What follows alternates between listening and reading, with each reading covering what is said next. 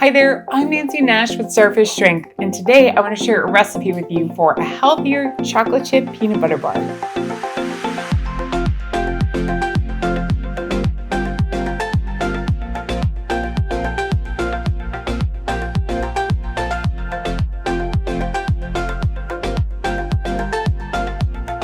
So I want to start by preheating my oven to 350 degrees Fahrenheit. And next, I'm going to rinse my beans very thoroughly.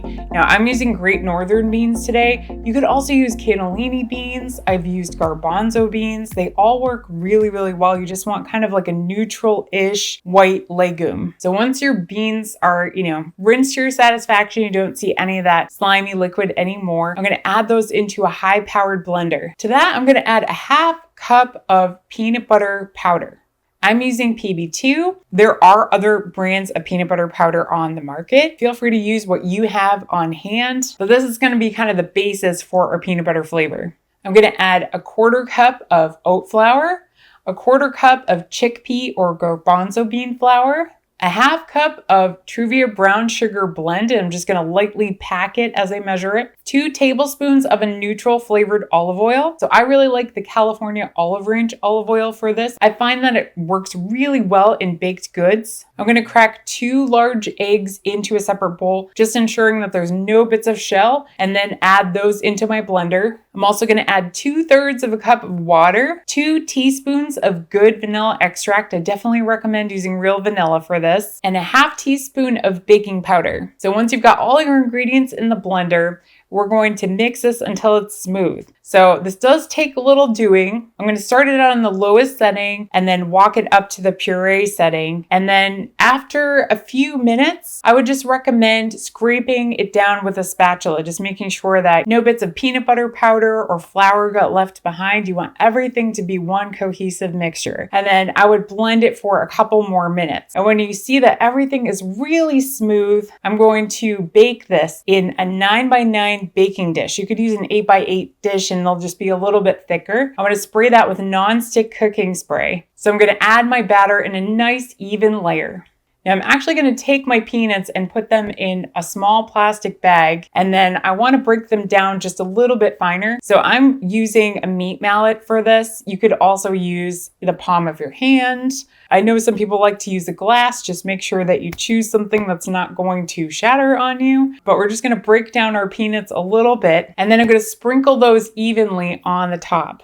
Then I'm going to add my chocolate chips in the same manner, just trying to evenly add them. And then I like to take the spatula and actually just kind of gently go back and forth in a zigzag pattern, because then some of those nuts and chocolate go a little bit deeper, but not down to the bottom, because you want to make sure that everyone gets a little bit of chocolate and a little bit of crunch. So now we're ready to bake. So I'm going to bake these for pretty much exactly 30 minutes. I would check them just a little bit sooner, just in case your oven's a little bit hotter than mine. You'll know that they're done when you stick a knife into the center and it comes out clean. And you also see that, it looks just a little bit puffier. It does raise just a tiny bit like brownies do. And then the edges have very slightly browned. And then before you cut into these, if you can help yourself, I would give them about 10 minutes to cool, just because the molten chocolate doesn't cut particularly well. And if you want like really perfect, beautiful squares, I would let them cool for 20 to 30 minutes. These can be stored on the countertop if,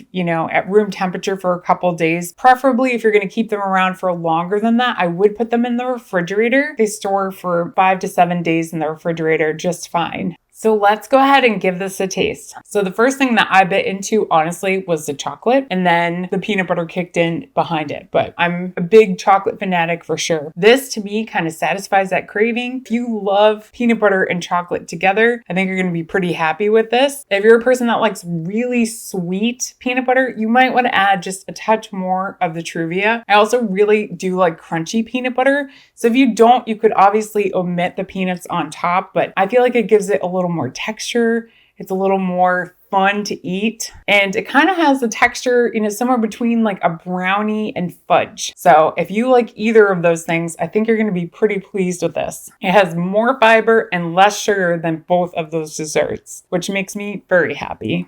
So if you give this a try, I would love to hear what you think in the comments below. Thank you so much for making time to bake with me today. I hope you feel set up with a new healthy recipe to indulge your cravings and share with your family and friends. If you're looking for more healthy recipes, workouts, exercise tips, and other healthy living inspiration, please check out the rest of my YouTube channel. And if you need some one-on-one support putting together your exercise program or nutrition plan, please reach out to me in the link in the description.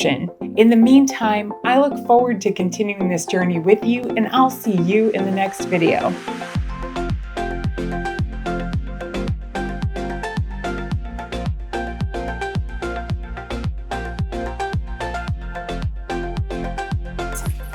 All right, one more taste test. Who's first?